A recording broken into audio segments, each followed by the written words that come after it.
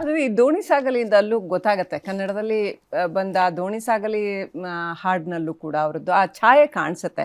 ಆದರೆ ಅದ್ರ ನಂತರ ಮುಂದೆ ಅವರು ಅವ್ರದ್ದೇ ಆದಂಥ ಒಂದು ಸ್ವಂತ ಛಾಪನ್ನು ಮೂಡಿಸ್ಕೊಳ್ತಾ ಬಂದರು. ಈ ದೋಣಿ ಸಾಗಲಿ ಮುಂದೆ ಹೋಗೋದು ನಂಗೆ ಆಶ್ಚರ್ಯ ಆಗಿದ್ದು ಅಂತಂದರೆ, ಅಷ್ಟು ಬೇಗನೆ ಅವರು ಕನ್ನಡದಲ್ಲಿ ಅದ್ರ ಲಿರಿಕ್ಸ್ ಹೇಗಿದೆ, ಅದು ಹೊನ್ನ ಗಿಂಡಿಯ ಹಿಡಿದು ಕೈಯೋಳು ಹೇಮವಾರಿ ಚುಮುಕಿಸಿದೆಲ್ಲ ಕುವೆಂಪು ಅವರ ಸಾಲುಗಳ ಕನ್ನಡ, ಮಲೆನಾಡಿನ ಅಚ್ಚ ಕನ್ನಡ, ಕನ್ನಡಿಗರಿಗೆ ಮಾತನಾಡೋಕೆ ಕಷ್ಟ ಇರುವಂತ ಒಂದು ಕನ್ನಡ ಅದು. ಮೇಘಮಾಲೆಗೆ ಬಣ್ಣವಿಯುತ ಯಕ್ಷಲೋಕವ ವಿರಚಿಸಿ ನೋಡಿ ಮೂಡಣ ದಾದಿಗಂತದಿ ಮೂಡು ಹೆಣ್ಣಿನ ಮೈಸಿರಿ ನಾವು ಕೇಳ್ತಾ ಇದ್ರೆ ಇಷ್ಟು ಲೀಲಾಜಾಲವಾಗಿ ಹಾಡಬಹುದಾ ಅಂತ ಅನ್ಸೋಷ್ಟು ಲೀಲಾಜಾಲವಾಗಿ ಹಾಡಿದಲ್ಲ, ಹೇಗೆ ಸಾಧ್ಯ ಅದು ಅಂತ. ಸುಮಾರು 60ನೇ ದಶಕದಲ್ಲಿ ಬಂದಂತ ತುಂಬಾ ಹಾಡುಗಳು. ಅದು ಯಾವ ತರ ಅಂದ್ರೆ, ಈಗ ಕುವೆಂಪು ಅವರ ಕಾವ್ಯ ಇರ್ಬೋದು, ಬೇಂದ್ರೆ ಅವರ ಕಾವ್ಯ ಇರ್ಬೋದು, ನಮ್ಮ ಉತ್ಕೃಷ್ಟ ಕಾವ್ಯವನ್ನ ಅವರು ರೇಡಿಯೋದಲ್ಲಿ ಹಾಡಿ, ಸಿನಿಮಾದಲ್ಲಿ ಹಾಡಿ ತುಂಬಾ ಜನಕ್ಕೆ ಮುಟ್ಟಿಸಿದ್ರು. ಅಂದ್ರೆ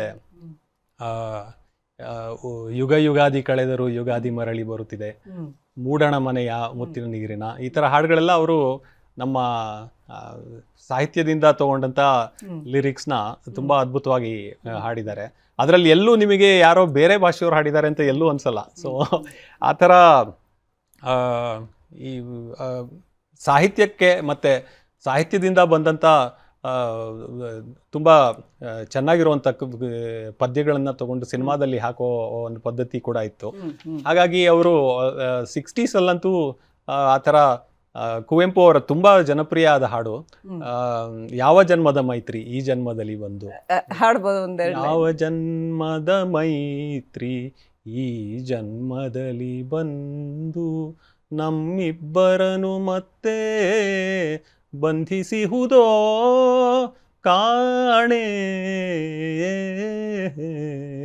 ಯಾವ ಜನ್ಮದ ಮೈತ್ರಿ. ಇದು ತುಂಬಾ ಜನಪ್ರಿಯವಾದ ಒಂದು ಕುವೆಂಪು ಅವರ ಹಾಡು. ಅದರಲ್ಲಿ ನೀವು ಯಾವ ಜನ್ಮದ ಮೈತ್ರಿ ಹಾಡ್ತಾ ಇದ್ದಾಗ ಆ ಹಾಡಿನ ಕೆಲವೊಂದು ಸಾಲುಗಳು ಹೇಗಿದ್ವು ಅಂತಂದರೆ, ವಿಶ್ವಜೀವನ ಒಂದು ಪಾರವಿಲ್ಲದ ಸಿಂಧು ಮೇಲೆ ತೆರೆ ನೊರೆ ಎದ್ದು ಬೋರ್ಗರೆಯುತ್ತಿರೆ, ಅದರಂತರಾಳದಲ್ಲಿ ಗುಪ್ತಗಾಮಿನಿಯಾಗಿ ಹೃದಯಗಳು ನಲಿಯುತ್ತಿರೆ ಪ್ರೇಮ ತೀರ್ಥದಲ್ಲಿ ಇಂದು ಅಂತ. ಅಂದರೆ ನಾನು ಅಬ್ಸರ್ವ್ ಮಾಡ್ತಾ ಇದ್ದೆ, ಅದರಲ್ಲಿ ಆಳವಾದ ಆಧ್ಯಾತ್ಮಿಕವಾದ ಲೇಪ, ಲೌಕಿಕವಾದ ಬೆಸುಗೆ ಎರಡೂ ಕೂಡ ಇದೆ. ಅಂದರೆ ಒಂದು ಲೌಕಿಕವಾದ ಪ್ರೇಮ ಸಂದರ್ಭವನ್ನು ಆಳವಾದ ಆಧ್ಯಾತ್ಮದ ಲೇಪ ಕೊಟ್ಟು ಇದು ಹೀಗಿದೆ, ಅದರರ್ಥಗಿರ್ತಗಳು ಸೃಷ್ಟಿಕರ್ತನಿಗಿರಲಿ ಅಂತ ಹೇಳ್ಬಿಡ್ತಾರೆ ಅವರು. ವ್ಯರ್ಥ ಜಿಜ್ಞಾಸೆಯಲ್ಲಿ ಕಾಲಹರಣವಿದೇಕೆ ಏಕೆ ಅಂತ.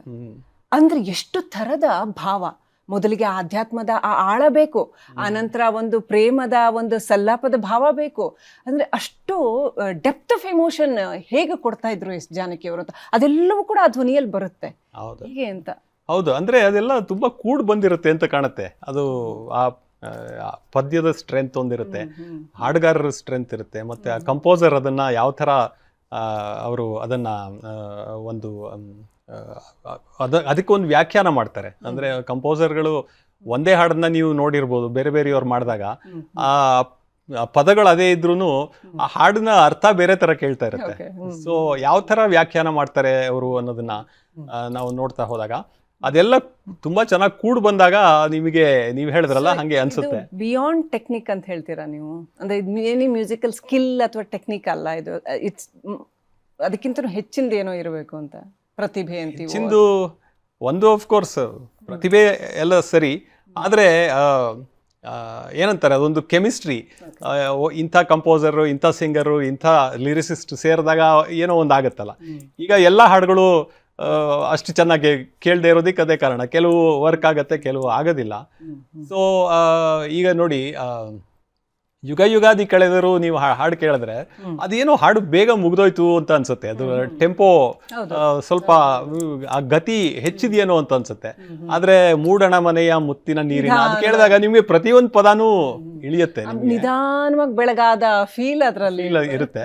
ಸೊ ತುಂಬಾ ಚೆನ್ನಾಗಿರೋ ಹಾಡುಗಳು, ತುಂಬಾ ಬ್ಯೂಟಿಫುಲ್ ಆಗಿರೋ ಹಾಡುಗಳು ಕೂಡ ಎಷ್ಟೋ ಸರ್ತಿ ಒಂದು ಅಂಶಕ್ಕೆ ನಮ್ಗೆ ಇಷ್ಟ ಆಗಿ ಇನ್ನೊಂದು ಅಂಶ ನಮ್ಗೆ ಇನ್ನೂ ಅದು ಯಾಕೋ ನಮ್ಗೆ ಇಳಿಲಿಲ್ವಲ್ಲ ಅಂತ ಅನ್ನಿಸ್ತಾ ಇರುತ್ತೆ.